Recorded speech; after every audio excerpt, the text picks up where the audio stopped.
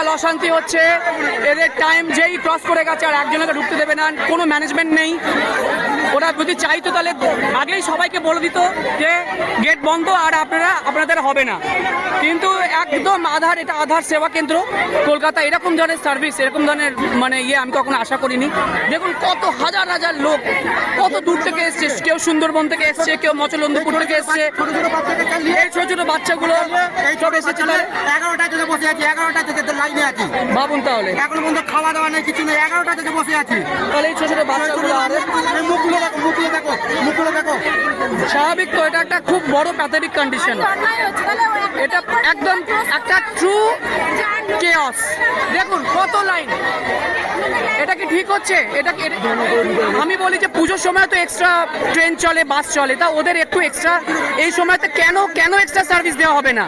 পুজোর সময় যদি গভর্নমেন্ট এক্সট্রা বাস দেয়, সরকারি বাস দেয়, মেট্রো চালায়, তাহলে এখন এই টাইমটা তো সবাই চাইবে যে আধারের সাথে ফোনের লিঙ্ক হোক, কারণ কিছু স্কিম গভর্নমেন্ট শুরু করেছে, তো তার জন্য লোকের এত ভিড়।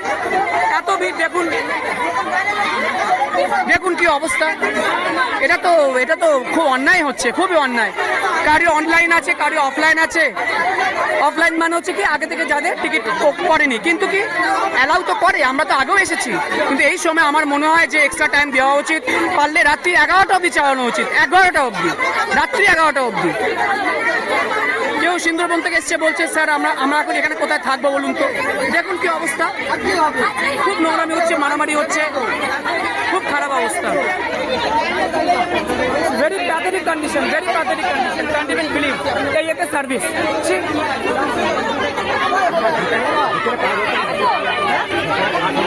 আধার সেবা কেন্দ্র কলকাতা, সল্টলেক।